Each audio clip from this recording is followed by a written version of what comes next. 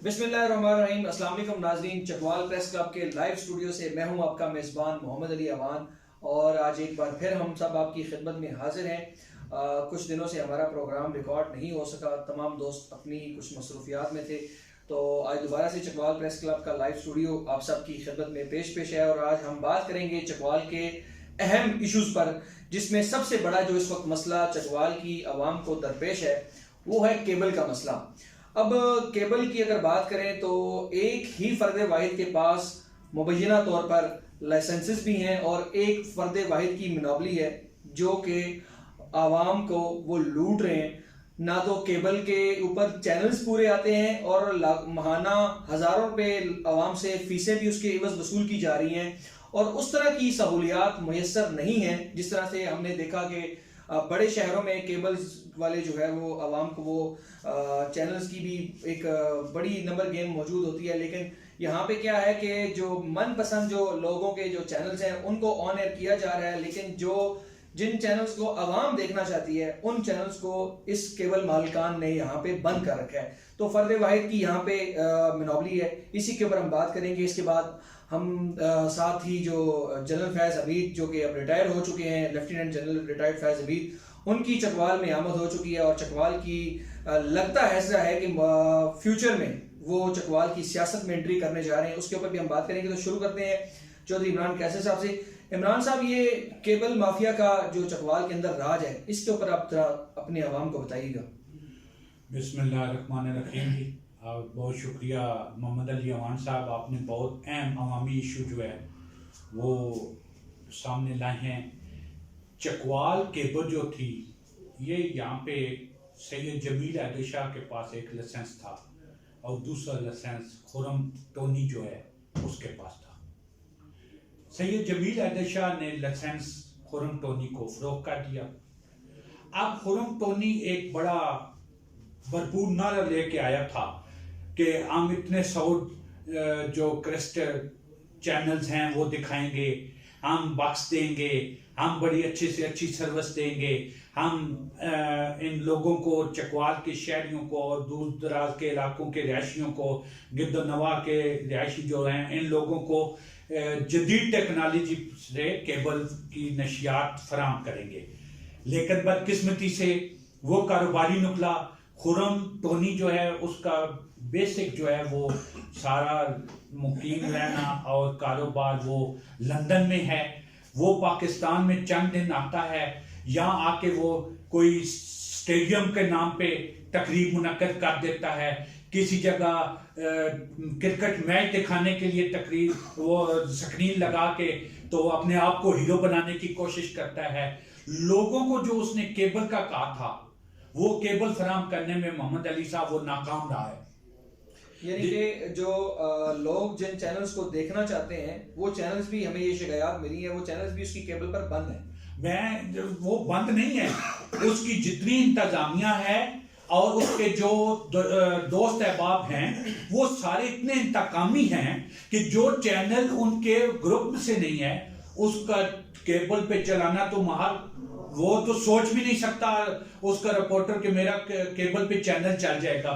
देखें आप, जितने आपकी बेहूदगी इस वक्त जो है वो केबल पे है। पिमरा वाले यहाँ आता है इंस्पेक्टर, उसको ये पैसे दे के वापस भिजवा देते हैं। केबल पे ये मनमानी कर रहे हैं। केबल की आप एक, अगर आपके घर बक्स खराब हो गया है तो 20-20 दफा शिकायत करेंगे, कोई आपकी बात सुनने को तैयार नहीं। फीस कितनी ले रहे हैं आवाम से? अभी ये 500 रुपया आवाम से फीस ले रहे हैं। और जो डंडे वाले हैं, जो डंडे वाले लोग हैं, लफ्ज इस्तेमाल कर रहा हूं, जो इस मालिक को डंडा दे सकते हैं, उन तमाम की केबल फ्री है।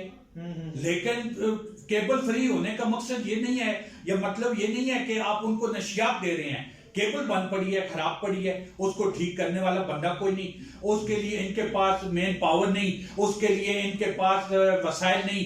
अब देखें आपका, जैसे ये केबल यहाँ से चकवाल से कम्प्लेक्स तक गई है, वहां जिला इंतजामिया के अफसरान को फ्री सर्विसेज हैं, आपके थाने में फ्री सर्विस है, उसकी बुनियाद पे ये पता नहीं रोजाना की क्या से क्या कर रहे हैं। इंतजामी, आप ये कहना चाह रहे हैं कि इंतजामी अफसरान को वो फ्री सर्विस मुहैया करके जिन आवाम से वो माना हजारों रुपए के हिसाब से या लाखों रुपए के हिसाब से फीसें वसूल करते हैं, उनको उस तरह से वो सर्विसेज प्रोवाइड नहीं कर रहे। करोड़ों रुपए वसूल करते हैं, माना लाखों नहीं जी, करोड़ों रुपए हैं। अभी देखें उनके जो बक्स हैं वो तकरीबन 12 से 14 करोड़ रुपए के हैं। मैं आपको मोहम्मद अली साहब बड़े जिम्मेदारी के साथ ये बता रहा हूं कि ये जितने आपके बिजली के पोल हैं जिनमें से ये तार गुजर के गई हुई है, अगर इन्हीं का सर्वे कराया जाए 10 रुपए फी पोल आपने इनको वापडा को पे करना है, लेकिन आप वापडा वालों को कनेक्शन गैर कानूनी दे के, उनको बगैर मुआवजे के कनेक्शन दे के, आपने जितने पोल्स हैं, चकवाल से आप डुडियाल चले जाएं, चकवाल से आप मुलियार चले जाएं, चकवाल से आप भोन चले जाएं, चकवाल से आप बलकसर तक चले जाएं, जिस इलाके में जाएंगे वहां जितने पोल हैं उनका आप सर्वे कर लें, ये गैर कानूनी काम कर रहे हैं। आपकी कहने का मतलब ये है कि ये इदारों को नवाज कर आवाम को लूट रहे हैं और वो सर्विसेज प्रोवाइड नहीं कर रहे। इसी टॉपिक को आगे बढ़ाते हैं, रियाज अंजुम साहब से बात करेंगे। रियाज साहब, हमने देखा कि पाकिस्तान के बड़े शहरों में जो केबल्स होती हैं, केबल मालिकान बॉक्स के साथ साथ इंटरनेट की सर्विसेज भी प्रोवाइड करते हैं, लेकिन यहाँ पे हमारे जो इल्म में आया है कि ऐसी कोई सर्विस नहीं प्रोवाइड की जा रही और जो चैनल की तादाद है वो भी बहुत कम है, और यही वजह है कि लोग इनकी इस अजारादारी से तंग आकर लोगों ने अब डिश वगैरह लगवाना शुरू कर दिए। इसके ऊपर आप क्या कहना चाहेंगे? बिस्मिल्लाहिर्रहमानिर्रहीम। बड़ा इम्पोर्टेंट टॉपिक है, लेकिन मेरा ख्याल है कि हम सारा जो टाइम है इस पे ना कंज्यूम करें। सिर्फ इतना कहूँगा कि जब वो फीस माना ले रहे हैं और शहरी उनको दे रहे हैं, तो उनका शहरियों का हक बनता है कि उनको जो सर्विस है वो पूरी की पूरी दी जाए, और साथ जो है कि जो जदीद टेक्नोलॉजी है उससे इस केबल सिस्टम को आरास्ता किया जाए। तो मेरी मोहम्मद अली अवान साहब आपसे ये गुजारिश है कि और भी बहुत सारे मसाइल हैं, लोग महंगाई में पिस रहे हैं, आम बंदे का जीना मुहाल हो चुका है। चकवाल में सब्जी और फ्रूट्स के जो रेट्स हैं वो आसमानों से बातें कर रहे हैं, और जो आम दुकानदार है वो जो शहरियों को अपने खुद साख्ता इजाफे किए हो, वैसे वो कर भी लें या ना भी करें, पूछने वाला तो है कोई नहीं। यहाँ पर फौज जफर मौज है, जो मजिस्ट्रेट हैं, जो प्राइस कंट्रोल कमेटी है, कोई वजूद नहीं है किसी किस्म का इस जिम्मन में। मेरे ख्याल कंट्रोल कमेटी में आपके ताजर होंगे जो इस आवाम को महंगी अशिया फराहम करने का सबसे बड़ा जरिया है। आवाम को तो प्राइस कंट्रोल कमेटियों में शामिल ही नहीं किया जाता है। इसमें एक और चीज भी है कि रोजाना की बुनियाद पर हम देखते हैं कि डिस्ट्रिक्ट एडमिनिस्ट्रेशन महज एक रेट लिस्टें, जो मैं तो समझता हूँ कि वो जाली रेट लिस्टें हैं, उनको शेयर कर देती है। उसके बाद उन रेट लिस्टों के ऊपर अमल दरामद 0/0 है।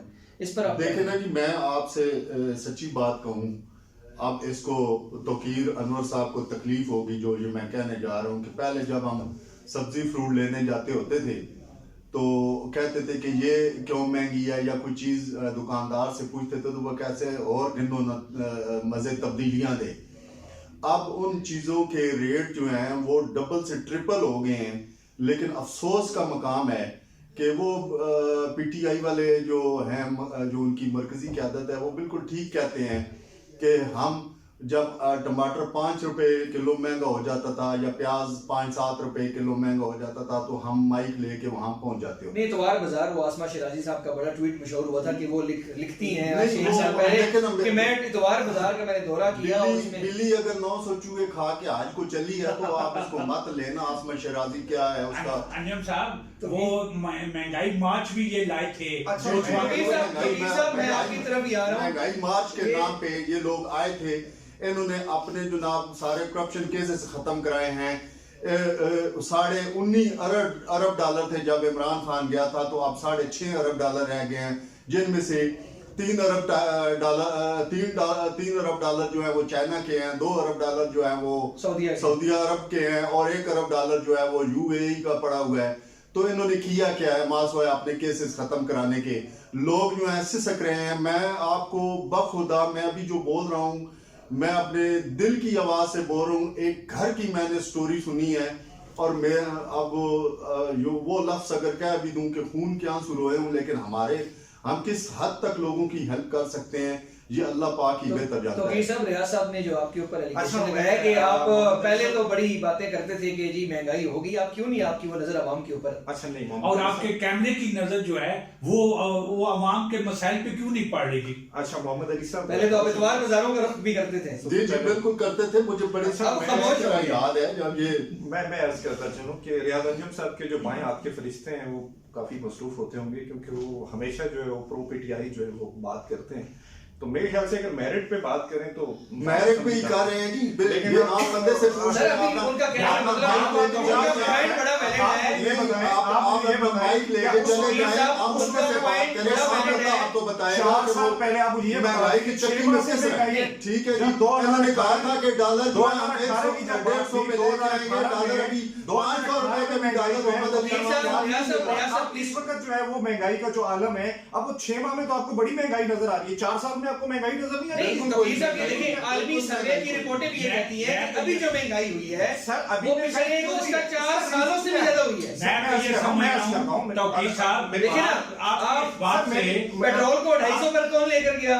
पीडीएम की हुकूमत। और उस वक्त डॉलर को 250 पर कौन लेकर गया? 108 से तो किस साहब आप क्रिटिसाइज करें ना, आप बैलेंस ऑफ इक्वालिटी करें। 108 से 160 पे कौन लेके गया? चलिए सर, बैलेंस ऑफ इक्वालिटी करें तो किस साहब, बैलेंस ऑफ इक्वालिटी। देखिए जी मेरी बात सुनिए, इसमें ना आप बोलने का मौका नहीं देंगे, बात सर यहाँ से उनको कंप्लीट करने दें। मैं बोलने का मौका नहीं देंगे। मुकम्मल करें आप। बात ये है कि जब भी अगर हम बात मेरिट पे करेंगे ना, तो मेरे ख्याल से उसमें कोई प्रॉब्लम नहीं होगी। जब हम मेरिट से हट के बात करते हैं, जैसे कि अब आप मुझे ये बता दें कि 4 साल में महंगाई नहीं हुई है, बिल्कुल हुई है। वो एग्री कौन करते हैं। जिम्मेदार है? कौन जिम्मेदार है?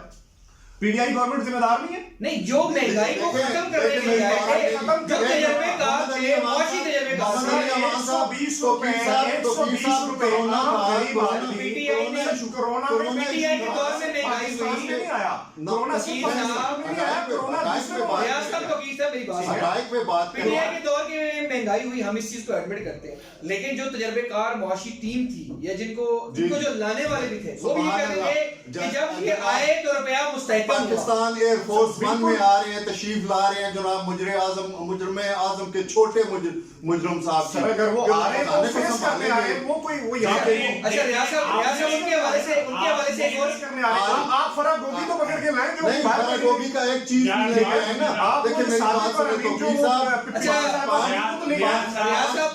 एक मिनट जी, 5 ग्राम चरस बरामद होती है, वो फीदा कुमार, वो मालूम मुसल्ली, वो जनाब जेल में सड़ रहे हैं, भुज रहे हैं। अच्छा ये बता दें पंजाब में जब 2 करोड़ रुपए जब डीपीओ लग रहे थे, 5 करोड़ रुपए डीसीज लग रहे थे, कौन लगा रहा था? आप बहस को दूसरी नहीं, वो तो देखिए ना कि सबका दौर में भी ये सब कुछ होता रहा है। तो माने सब एक जैसे मानते ना, फिर आप माने कि सब एक जैसे हैं, कोई दूध का धोला नहीं। कौन दूध का धोला है? आप किसकी बात करते हैं? हम उनकी बात कर रहे हैं, सफाई बयान कर रहे हैं। लोग हैं जो मुसल्लत रहे हैं, 35 साल के वो मुसल्लत रहे, तो जो 4 साल वाला जो तब्दीली के नारे लगा रहा था, जो सादिक और अमीर महंगाई खत्म करने के लिए तजर्बेकार लोगों की टीम भी मदीना का दावेदार था, वो अब किधर है वो? अब वो क्या है जी, वो बैठे हुए जी।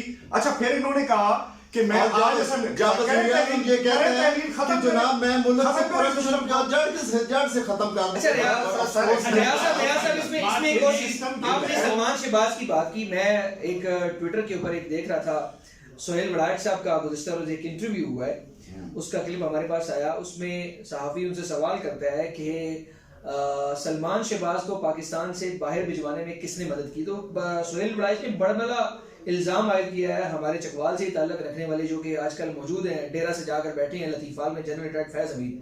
तो इस पर आप क्या कहेंगे? नहीं सर, वो जो हमने पढ़ा है ना, ठीक है, उसमें ये है कि सलमान शहबाज को वो जो अपना हाजी साहब तशरीफ ले गए हैं, जनरल बाजवा साहब, उन्होंने टिकट दिया था। उन्हीं से मुलाकात भी हुई है अभी 2 रोज पहले 3 रोज पहले जो है, उन्हीं से जो है ये बहुत बड़ी जी मैं बिल्कुल इसको इंतहाई जिम्मेदारी से कह रहा हूं। लेकिन जहां तक जनरल फैज हमीद का ताल्लुक है, वो इंतहाई जिम्मेदार शख्स हैं, आपने रिटायर्ड हुए ताजा। आपने कुछ बड़ी खान साहब का कॉलम पढ़ा है जिसमें वो फरमा रहे हैं कि शहबाज शरीफ का इंतहाई ज़हीन और इस मुल्क को चलाने की सलाहियत रखने वाला बेटा सलमान शहबाज जो है वो पाकिस्तान आ रहा है। और मैं इस वजह से उसका कायल हूँ, उसके जो उसके सलाहियतें हैं उनके इस वजह से कायल हूँ कि वो वाहिद इनके खानदान में शख्स है जो इनको किसी ऐसी सिमत में ले जा सकता है। जी अल्हम्दुलिल्लाह ले जा सकता है। अच्छा, करप्शन में बहुत आगे ले जाएगा। अब मैं आप लोगों को एक बात बता दूं, तारीखी तौकीर भाई मेरी बात सुने, तारीखी जिस तरह अभी चोई साहब ने कहा है कि वो सलमान शहबाज, देखिए जब जनरल रिटायर्ड गवर्नर गुलाम जिलानी ज़िया-उल-हक दौर में जब उनको ये टास्क दिया गया था कि पीपल्स पार्टी को लाहौर से ख़त्म करो, इसी तरह बड़े शहरों में टास्क दिया गया था, तो कहते हैं कि उनकी नज़र शरीफ फैमिली पे पड़ी थी। उन्होंने जो मियाँ शरीफ साहब थे उनसे कहा था कि जनाब आप अपना एक बेटा जो है वो सियासत के लिए वक्फ कर दें। ये तारीखी बात है, मैं कैमरे पे कह रहा हूँ। सर ये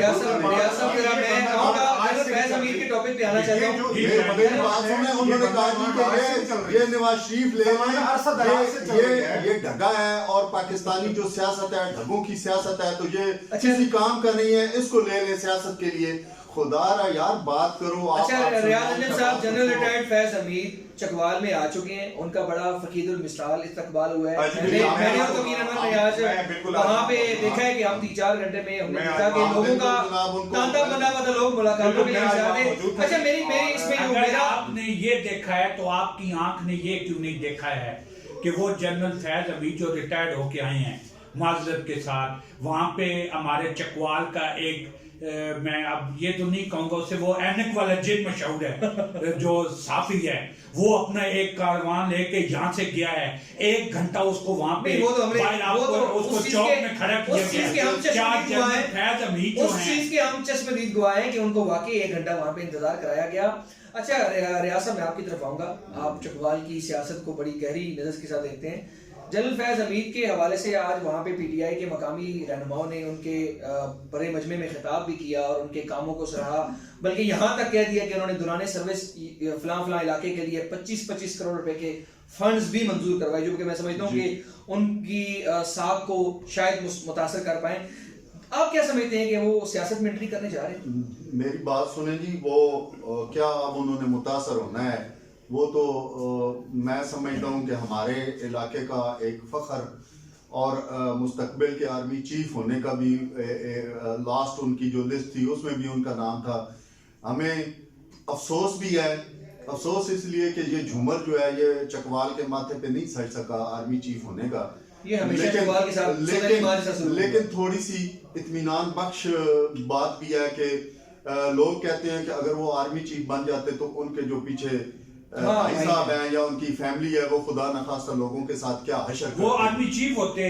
अच्छा अब मेरी बात सुन लें, चूंकि वो 2018 में पीटीआई को लाने के जिम्मेदार समझे जाते थे और वो पीटीआई को ही प्यारे हुए हैं, लेकिन मैं यहाँ पे ये जरूर ऐड कर दूं कि उनका यहाँ आना अपने इलाके में वो हम उनको वेलकम करते हैं और हम ये भी तवक्को रखते हैं कि जिस तरह 1985 में अल्लाह पाक उनको करवट जन्नत नसीब करे, लेफ्टिनेंट जनरल रिटायर्ड अब्दुल मजीद मलिक साहब उनको लाड़ा लेके आए थे और ये जो सरदार ग्रुप था इसके उन्होंने टुकड़े टुकड़े किए थे। और इनके पास को लड़ा तो हमने कोई नहीं देखा। इनके पास एक स्टिक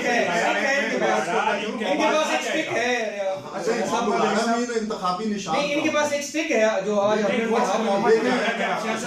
साहब का बहुत बड़ा रोल आ रहा है, बहुत बड़ा नाम है ये बिल्कुल। अच्छा तो गिर साहब मैं इसी से मुताल्लिक आपसे सवाल करूंगा कि आप क्या समझते हैं कि जिस तरह की एक सोशल मीडिया की बड़ी चीज चल रही है कि खुदा ना खास्ता अल्लाह पाक पहले खान साहब को सेहत तंदुरुस्ती वाली दराज़ उम्र अता फरमाए, हम उनके दुआ करते हैं। खान साहब के बाद पीटीआई का जो मुस्तकबिल है वो फैज हमीद के हाथों में है।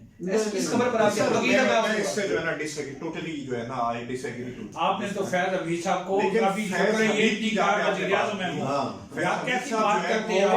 कैसे साहब उनको बता रहे हैं आप? नहीं, फैज हमीद साहब का साहब जो नाम है वो पूरे पाकिस्तान में गूंजता रहा है और आज से नहीं गूंज रहा, वो तकरीबन पिछले 5-6 सालों से गूंज रहा है। लेकिन क्योंकि उनको पीटीआई से मंसूब किया जाता था कि ये प्रो पीटीआई हैं, तो इस वजह से जो है वो उनको कड़ी तरीके का निशान मुतनाज़ कर दिया गया और शायद यही वजह है कि वो आज चीफ भी जो है वो नहीं बन पाए और कबल अज़ वक्त जो है वो रिजाइन कर गए। लेकिन आज जो चीज हमने देखी है, मैं खुद वहां मौजूद था, तो आज जो चीज हमने देखी है कि जो अहले इलाका का प्यार है उनके लिए और वहाँ पे बहुत सारे लोग वहाँ आए हैं और उस इलाके को जो डेवलपमेंट जो उस इलाके की उस इलाके को डेवलप किया उन्होंने, मैं ये नहीं कि देख के मतलब बिल्कुल मतलब हक्का बक्का रह गया यार इतना लगा देने से और वो करना कार नहीं है। आप देखेंगे वहाँ पे उन्होंने डेवलपमेंट के काम करवाए हैं, देहातों के अंदर उन्होंने बड़े अच्छे स्कूल्स बनवाए हैं। आपने सीएमएच क्यों नहीं बनवाया? बनवा रहे हैं। आपने फौजी फाउंडेशन क्यों नहीं बनवाया? जिसकी चकवाल को जरूरत थी आपने वो क्यों नहीं किया? चकवाल को रोडों की जरूरत नहीं की, ये एमपीएमएनएस का काम था जो आप करते फिरे हैं। यार कैसी बात इमरान साहब अपने गाँव की तारीख बदल जा रही है। तालीमी इदारों को जाके देखें, वहाँ के आरएचसी को आपके देखें। पास सुविधा 20 जातों को हमने सुविधा बड़ा अच्छा आपका ऐलान है। सारा काम कोई जनरल फैज हमीद अकेले का नहीं था कि ये फौजी फाउंडेशन उन्होंने, अब शायद शाहद मिर्जा साहब मौजूद हैं, अल्लाह करे उन्होंने क्या किया है? अगर मुझे 1 मिनट दें तो मैं 1 मिनट में बात खत्म सर मैं अपनी बात कंप्लीट करूं, मुझसे 1 मिनट दीजिएगा, जस्ट 1 मिनट। जी। अच्छा, वो आज जो हमने देखा वहां पे पीटीआई के जो एमएनए हैं मेजर ताहिर सादिक साहब जो हैं, जो अटक से ताल्लुक है जिनका, वो भी आज वहां मौजूद थे और उनके सामने जो है वहां पे एक पीटीआई के जो चौधरी खुर्शीद बेग हैं जो साबिक जो है वो वाइस चेयरमैन भी हैं जिला काउंसिल, नायब सदर है इस वक्त शायद उनके पास। अच्छा, वो भी वहां मौजूद, उन्होंने बड़ी मतलब अहम एक तकरीर की है वहां पे जिसमें उन्होंने जिक्र किया है और वो चाहते हैं, मतलब उन्होंने अपना जो अहले इलाका है वहां का जो सारा सिनेरियो उन्होंने बयान किया। उन्होंने कहा जी हम चाहते हैं कि जनरल हमीद साहब जो हैं, जनरल फैज हमीद रिटायर जो है वो सियासत में आए, अमली सियासत में आए और आके जो है अमली सियासत का मुजाहरा करें और चकवाल की तरक्की में अहम किरदार। अब आ जाते हैं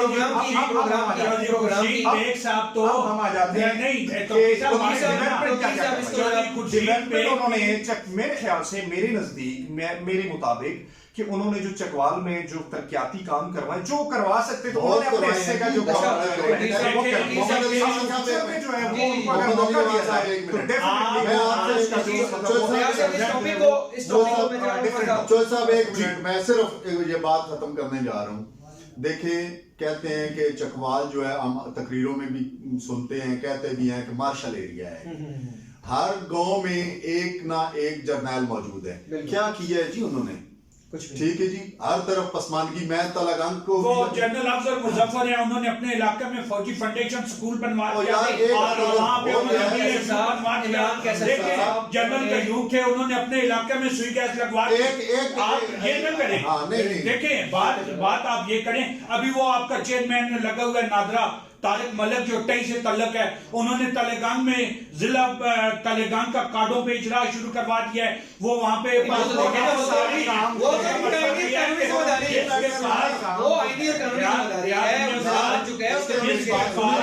होगी वो काम है। अगर यासर सरफराज ने यूनिवर्सिटी बनवा दी है तो सीट थी तो बनवाई है। यासर सरफराज के दादा ने अगर कॉलेज बनवा दिया कोई एहसान नहीं करते लोगों पे, आप उन्हीं के पैसे उन्हीं के टैक्स से सब कुछ कर रहे हैं।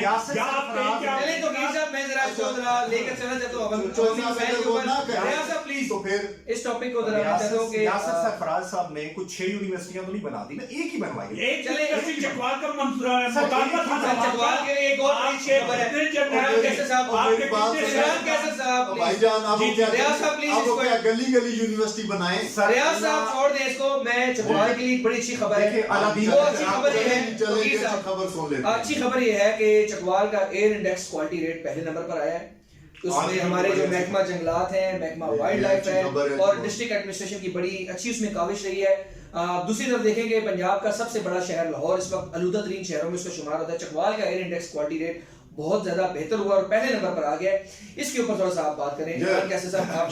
चकवाल का आपको आप बड़े माशाल्लाह आपने रिपोर्ट भी चलाई है। देखिए, हमें इंतजामिया की इस हद तक खुशामद नहीं करनी चाहिए। ये जो चकवाल का इंडेक्स रेट है, मैं बड़ा वाजह कह रहा हूँ, डिप्टी कमिश्नर को चैलेंज करता हूँ, इसको डीएफओ को चैलेंज करता हूँ।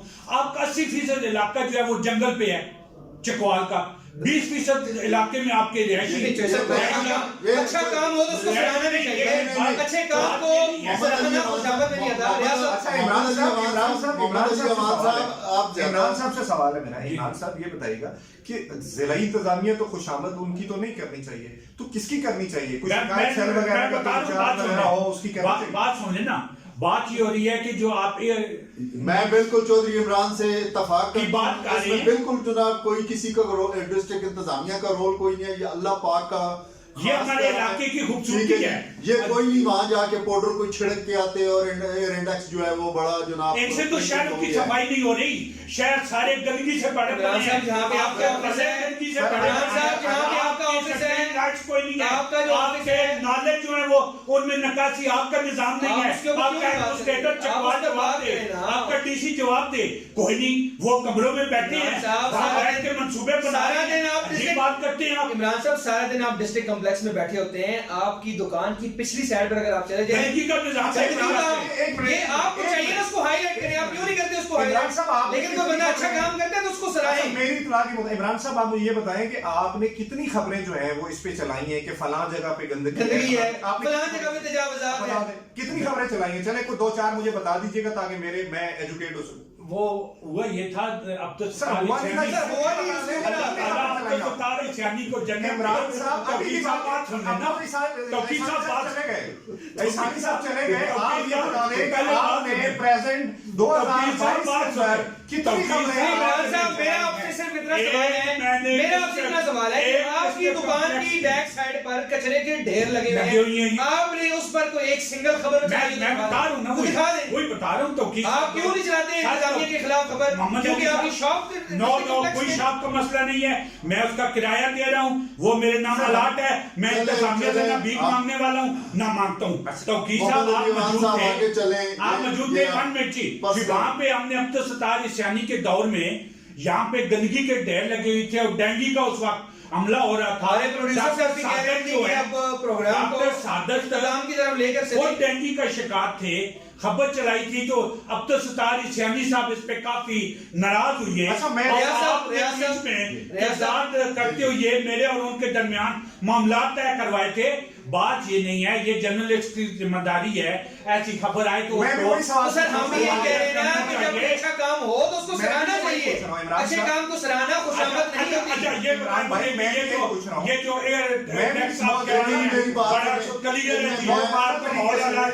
सर ये मैं नहीं कह रहा, ये रिपोर्ट्स कह रही है, कौन सी रिपोर्ट? सर ये रिपोर्ट्स कह रही है, क्लाइमेट चेंज की रिपोर्ट्स कह रही है, मिनिस्ट्री ऑफ क्लाइमेट चेंज की रिपोर्ट कहती है।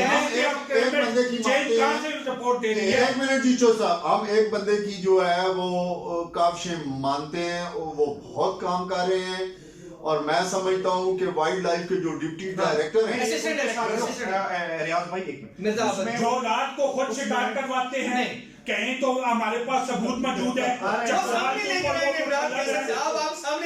मिर्जा चकवाल के ऊपर मुसल्लत है, अगर वो आपके पास कोई सबूत है तो आप सामने लेकर आए। देखिए इमरान रियाज का क्या कसूर था जी? इमरान रियाज को इन्होंने कहा कि आपने ये इमरान रियाज का कसूर ये था कि इमरान कैसर का वो सरनामी है। अच्छा नहीं मेरी बात सुने, हमारा टाइम, लेकिन मैं इसमें मसला ये है कि इसमें सिर्फ महकमा वाइल्ड लाइफ है उसका नहीं, मेरे ख्याल से बड़ा महकमा जंगलात का। अच्छा तो इस टॉपिक और 144 नाफिज बड़ी अहम चीज है। हां ये 144 नाफिज है, ये चकवाल के शहरियों के लिए, चकवाल के शहरियों के लिए हम एप्रिशिएट करते हैं। पहले ही होता था कि हम प्राइवेट रकबे से दरख्त की कटाई नहीं कर सकते। मोहम्मद अली साहब बात सुने, मैं आपको रोजाना 5 से 10 ट्राली ट्रैक्टर्स और जो ट्रक्स हैं उनकी फुटेज दे सकता हूँ, जो लकड़ी यहाँ से लेके जा रहे हैं। आप 5,000 10,000 रुपए जुर्माना करके तो आप अपनी जिम्मेदारी नहीं कर रहे हैं। आप मौलियात चकवाल की जो माहौल है उसको खराब करने में आपकी जिला इंतजामिया और डीएफओ का अहम किरदार है। इसके ऊपर हम नेक्स्ट पे बात करेंगे जी। प्रोग्राम का टाइम हमारा खत्म हो चुका है, प्रोड्यूसर साहब मुसलसल हमें इशारे कर रहे हैं कि आप खत्म कर दें, तो उम्मीद करते हैं कि आज का टॉपिक और आज का ये प्रोग्राम आपको जरूर पसंद आया होगा। इंशाल्लाह मिलते हैं चकवाल प्रेस क्लब के लाइव स्टूडियो से किसी अगले प्रोग्राम में किसी अगले टॉपिक के ऊपर। तब तक के लिए अल्लाह हाफिज।